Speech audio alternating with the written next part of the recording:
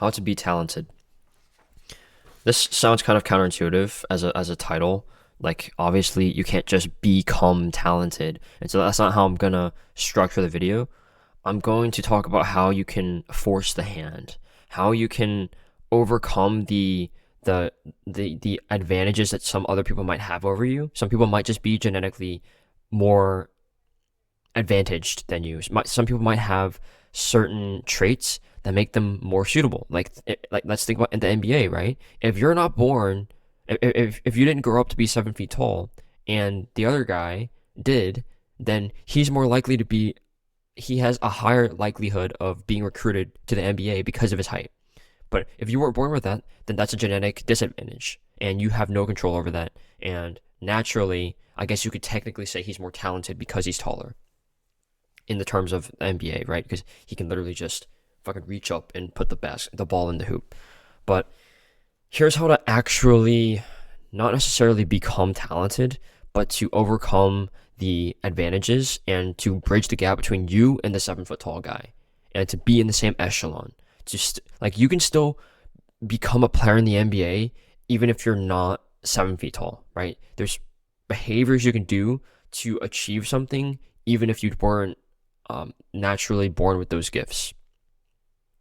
The first is very obvious. You're probably gonna be like, "Well, duh," but not enough people do it. It's put in more reps than everyone else, right?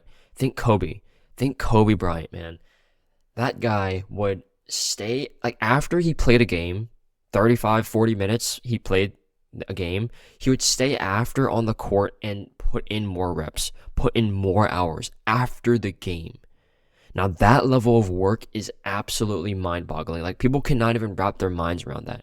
People can't even wrap their heads around how much work it takes for an athlete to be exceptional. For people like Michael Phelps, for Olympians, right? For any athlete that's performing at a very high level, the average Joe cannot even comprehend the amount of work that they have to put in.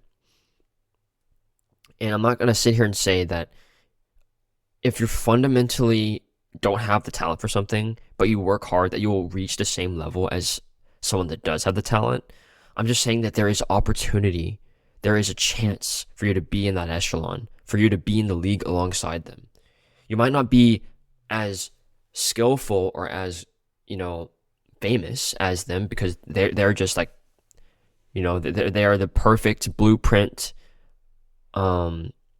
kind of person, right? Like genetically, they're blueprint and they work hard, but you can still leverage your work ethic and just put in more reps than them and anybody else, and you can still be in that same in that same league with them, over that threshold and in that arena with them. You can be alongside them. You can compete alongside them. You don't need, and you don't, and you didn't have the talent. You didn't even have you weren't born with the height. You weren't born with the skill. You developed it by working hard and by outworking everyone. That's how you put yourself into the echelon with people that are talented. And the interesting thing is that most talented people work less because they are talented, so they don't have to compensate, right? But I've always wondered what would happen if a talented person worked their butt off. And I think the outcome of that is people like Michael Phelps, people like Kobe Bryant, people like, the greatest athletes of all time, the ones that are just heads. I mean, think entrepreneurs, think artists, think singers, think rappers, right? The ones that are heads and shoulders above everyone else. I feel like they had the perfect combination of talent with an incredible work ethic. Because there's some people that are really talented, but they are lazy and they don't work. But the really extraordinary people are the ones that had a talent and they combine that with incredible work ethic and obsession, right?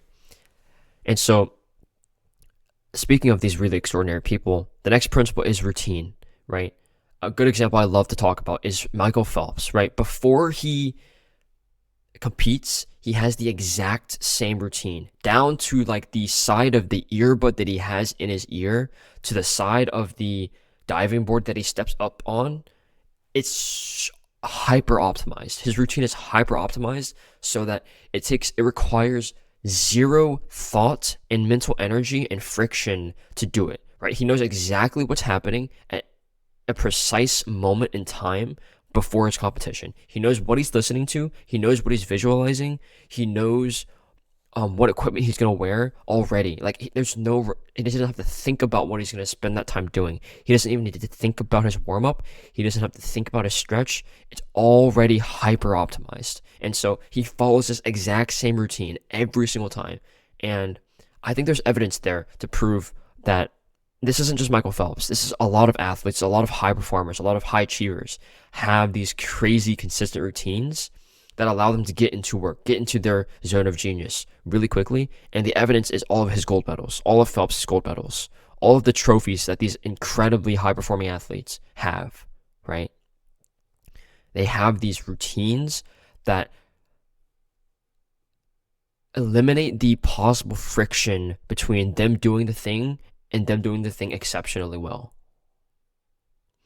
And then that final principle is that you don't have to be talented. You just need to be better, right? That sounds really boring and philosophical, but it's the truth, right? You just need to realize that if you're not at the level that you want to be at, you're just not good enough yet. You just haven't put in enough reps. You haven't worked hard enough yet, because there is somebody in the world, out of the billions of people on this planet, there is someone in the world that was born with the same limitations as you, were born without the talents, that has worked harder than you and has achieved what you've dreamed of achieving. They've done it. And so that means it's possible. And that means it's not this mythical, ethereal thing that you can never achieve. It's something very possible. It's within your reach. You just haven't worked hard enough yet. You just haven't found the answer yet. So you just need to grab yourself by the scruff of your neck and go and do this. Put in more reps than everyone else. Outwork everybody. Figure out the routine that you're going to follow to get yourself into the zone. And then realize that you just aren't good enough yet. Goodbye.